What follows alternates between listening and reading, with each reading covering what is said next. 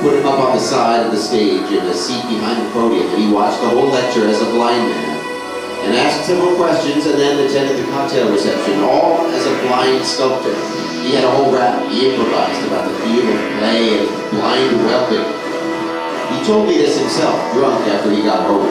He was in glee, and I thought maybe a little insensitive to blind people, but still very funny, and very strange, and very out of character. The sculptor had made a deal with Jesus down at the bodega and bought all the loose beer from the cooler. He had milk crates full of every sort of beer you might want to samples, and so he had me over for a beer and tell me about all the paintings of mine that he was going to buy. Promises were made and, like everything else, broken. And then he would drink large bottles of beer and rail against the Frenchman. One drunk night, he took all the empty bottles in his studio and shoved them through the Frenchman's sheetrock walls. They left rows and rows of what looked like enormous bullet holes, like the French had been shelled by a German 88. The sculptor left several of the bottles sticking out of the sheetrock, and then wrote in a black ink wash on a paper backing of the gypsum wall, "Performance art." So true. Another night, the sculptor invited me over for a beer, and then told me that first we had to go see the new studios. There were rumors at the time of a big box store coming in and all the artists being thrown out, but the sculptor told me he'd hooked up with the mayor of Stanford and that they were going to give him a new building for a penny and some of us could move in there, but not the damn Frenchman and not several other people, just the real artists. It was late at night, but I was bored and curious, and so we drove out to this factory complex a few miles away, and it was a beautiful factory. And we walked around and tried to get into the building when a cop showed up and asked us what the hell we thought we were doing. Well, I'm going to buy this building for a penny, the sculptor told them, and they thought he was nuts, and so we told them to call such and such a person, and they did, and the cops let us go. They even apologized. He told me, I know all kinds of people, and they really want to work with me. And I said, that's great, but weren't they going to get a beer? Later, he said, and he drove us to the Marriott Hotel. It must have been 2 in the morning. I'd been painting all night, and he'd been moving steel. We were a mess, and dressed like that mess. But he walked right up to the desk and asked to see the best suite. He said he was working with such and such a real estate developer, and that they might bring clients out from New York, and what would happen after a party if they needed to put up a VIP. He needed to know that they could give him the best suite at a moment's notice. And the hotel clerks looked at him like he was nuts, and I was starting to think he was nuts, and I just wanted to go home, and I said as much, but the sculptor told them to call such and such a person, and so they did. And they whisked us up to the top floor, and we stood around in the suite, and the sculptor asked all sorts of obnoxious questions, and criticized the art on the wall, and then we left. I was at once impressed and embarrassed. And we went back to his house. I didn't know he had a house, but he said he was too old to live in a studio, so his friend let him sleep with him. He told me it was the old maid's quarters of the mansion up the hill, but it felt like a little suburban house, and the windows went blue as the sun started coming up, and I finally got a can of beer. The next day, he would be committed to a mental hospital.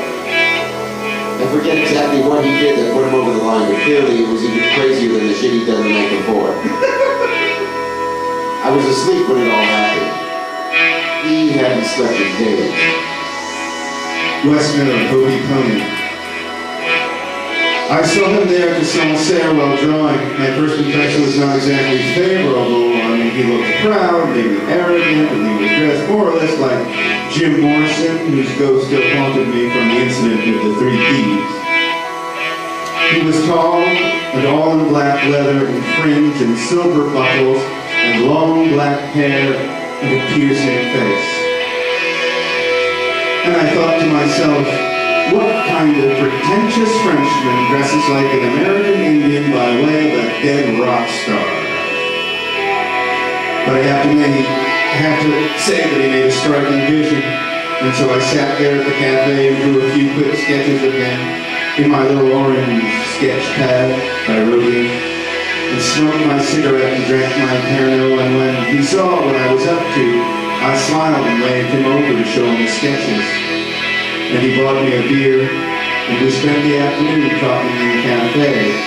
And I explained to him about my father dying, and my valise being stolen, and the 3 thieves of the Sacred Heart. And I drew him and talked and named him several cigarette foil bills or gold money, explained my elaborate idea about the Swiss and banking and what cash meant, and how pictures and fake were all the same. And I burned and confessed through several beers that he bought, and told him about when my father died and I was afraid I would lose Europe and being split in half my whole life, like any child of immigrants. I did not feel like an American, but I certainly wasn't European either. And then he told me his story. He was half Hopi and half Québécois Canadian French. He lived on a reservation up in Canada, and he did not really know his father or his father's people, the French. He had come to France on a voyage to find the other half of himself. He explained that he was a leather worker by trade and had made all the clothes on his back. And he smithed the silver himself. And I felt a great and monumental shame. This guy I thought was a Frenchman, Aping Morrison, was a damn actual Indian, and the others been aping his culture all along. I mean, he was more or less the real deal. It was one of those moments when the scales fall off your eyes and you realize that you should never judge anyone before you know something about them. And he was all too beautiful to be true. But there he was. And you could tell that his French was Canadian. And you could look at his face and see the snow of the white plains of North America. And then the time grew late, and we called for the check, and he pulled out the old brown gold card, or I pulled out the old brown gold card to pay for everything, and he put his hand up, and he took the tiny portrait I'd first drawn of him and said, "This is enough," and he handed all the foils and the 1,000 franc collage, and he took them, put in his hand, and he did something strange. He stood up and started taking off his wide, black, silver buckled belt. And he removed the small purse that hung from it. It was black and white pony fur with a silver buckle. And he opened it and removed all of the money from it. And I said, "I can't take your money." And he put the money in his pocket, and he buckled the belt and laid the purse on the Sancerre table. This is for you.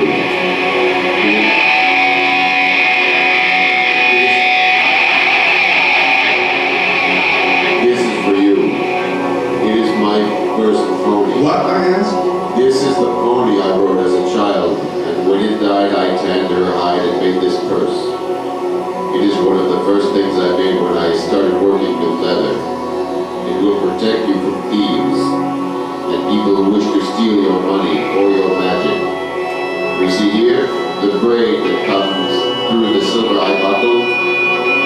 These are the eyes of the 3 tribes of my land. They will watch out for you and your money. They will keep it safe. If you lose something, pet the pony. She will ride out and help you find it. Good luck in your journey, Mr. Alex. I hope you find what you are looking for. Same to you, I said. And I turned around and when I looked back, he was already down the street, and lying on the table was all the foiled green money and the 1,000 franc collage. He left it all but a single 10 franc silver foil and a sketch. And for a quick sketch and a piece of cigarette paper, he had given me his own pony purse off his belt. And one hell of a memory.